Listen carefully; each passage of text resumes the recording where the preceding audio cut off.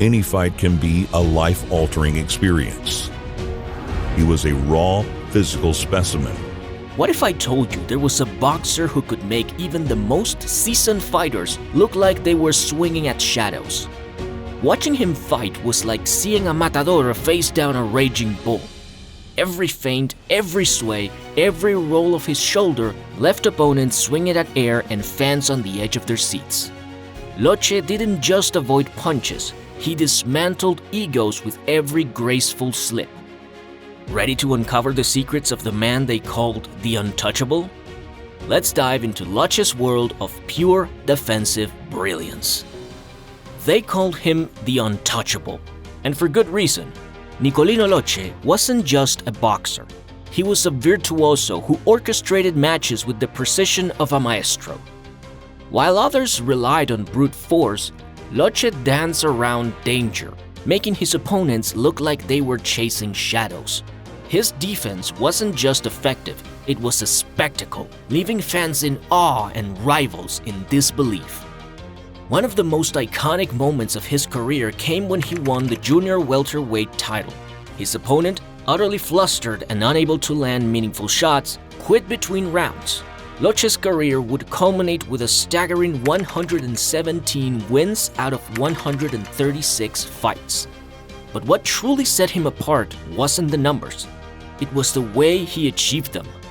Watching him was like watching a tightrope walker.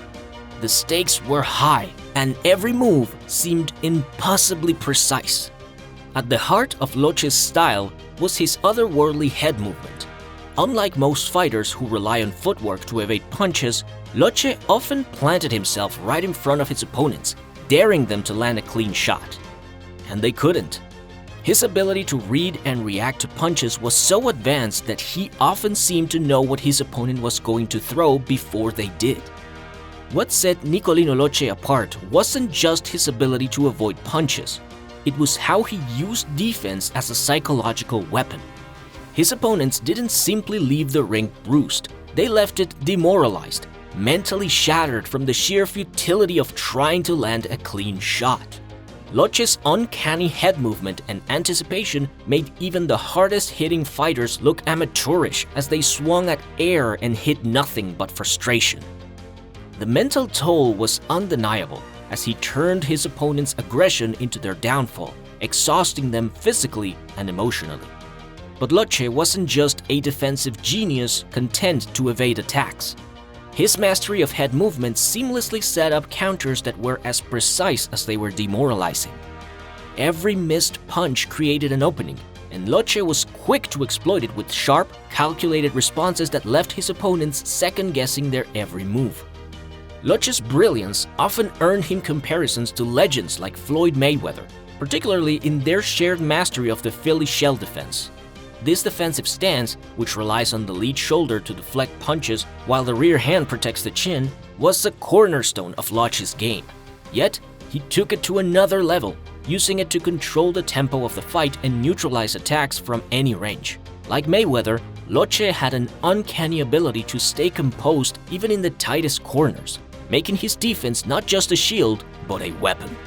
His unique blend of artistry and strategy made him a true anomaly in the boxing world.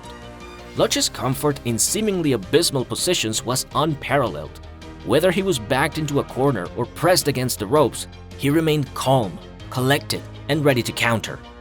In fact, he often walked himself into these positions, knowing he could bait his opponent into overcommitting. From there, he'd roll with their punches, deflecting them effortlessly before firing back with pinpoint accuracy. One of Locche's most counterintuitive tactics was moving into his opponent's punches. This wasn't a reckless gamble, but in fact, it was a calculated move to close off angles and stifle his opponent's offense. By positioning his head and body in specific ways, Locche limited his opponents to just one or two predictable options. And when you're fighting someone with Locche's timing, predictability is a death sentence. For example, Locche would often duck in and press his lead shoulder against his opponent's lead shoulder. This not only blocked their view, but also smothered their punches from that side. If his opponent tried to throw a rear hand punch, Locche would roll his shoulder to deflect it and immediately counter. It was a masterclass in turning defense into offense. Locche's shoulder roll was a thing of beauty. When an opponent threw a punch, Locche would shrug his shoulder up and twist his body, letting the punch slide harmlessly past him. Then, almost in the same motion, he'd fire back with a perfectly placed counter. It could be a hook, a cross, or an uppercut, but Locche always had the right answer. This level of precision required an intimate understanding of angles and timing. Many fighters attempt the shoulder roll but fail because they don't adjust it for different types of punches. Locche, on the other hand, tailored his roll to deal with everything from jabs to overhands. It's this attention to detail that made his defense nearly impenetrable. Locche didn't just dominate at long and mid-range, he was equally comfortable up close. When his opponents tried to close the distance, Locche would drop low and press his shoulder against their hips. This smothered their attacks and left them with limited options. From this position, Locche could pop up with a left hook or slide to a better angle, often forcing his opponent to reset. One of his favorite tactics was to slide his head from his opponent's hip to the outside of their rear shoulder. This put him in an incredibly advantageous position, where he could counter with ease or escape to the center of the ring. It's a tactic that's still used today by elite fighters in boxing and even Muay Thai. Locche's defensive genius was about technique and timing. He had an uncanny ability to sync up with his opponent's rhythm, moving as if he were their shadow. This wasn't just natural reflexes, it was a skill honed through countless hours of practice and observation.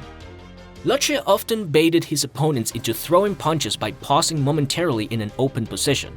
This pause served two purposes. It tempted his opponent to strike, and it gave Locche a clear view of their movements. By reading the subtle tells, a shift in weight, a twitch in the shoulder, Locche could predict what punch was coming and prepare his counter. Fighting Locche was a mental nightmare. His ability to frustrate and embarrass opponents took a toll on their confidence. Swing and miss enough times, and even the most aggressive fighters start second-guessing themselves. Locche thrived in this psychological warfare, using his opponent's frustration to create openings for counters. Watching Locche in action was like watching a chess grandmaster at work. Every move was calculated, every position deliberate. He didn't rely on brute force to win fights. He relied on outthinking his opponents at every turn. Locche's lack of knockout power and limited offensive arsenal might have prevented him from achieving the same level of fame as some of boxing's biggest stars. But his influence on the sport is undeniable. His head movement, timing, and defensive mastery have inspired generations of fighters. From Floyd Mayweather to Canelo Alvarez, many of today's top boxers owe a debt to Locche's innovative style. What makes Locche's style so timeless is its emphasis on efficiency and intelligence. In an era where many fighters rely on athleticism and power, Locche's approach serves as a reminder that boxing is as much about the mind as it is about the body. His ability to neutralize opponents without ever breaking a sweat is a testament to the beauty of the sport. So, what can we learn from Nicolino Locche? For one, defense isn't just about survival. It can be a weapon in its own right. Locche's ability to frustrate and outthink his opponents shows the value of patience and strategy in the ring. He also reminds us that timing and positioning are just as important as power and speed. But perhaps the biggest lesson is this: boxing isn't just about landing punches, it's about not getting hit. Locche's career is a masterclass in the art of hit and don't get hit, a philosophy that every fighter can benefit from. Though Locche passed away in 2005, his legacy remains one of brilliance, creativity, and unshakable confidence. He turned defense into an art form and proved that you don't need knockout power to dominate the ring. Watching him was like watching a tightrope walker defy gravity. A magician performed the impossible. And while he may not have been the flashiest fighter, he was undoubtedly one of the smartest. What do you think? Was Nicolino Locche the ultimate master of defense? Can you imagine the frustration of facing someone so untouchable? If Locche's brilliance blew your mind, let us know your favorite defensive wizard in the comments. And don't forget, like, subscribe, and hit the notification bell so you never miss more legendary boxing stories. Until next time, stay sharp and keep swinging.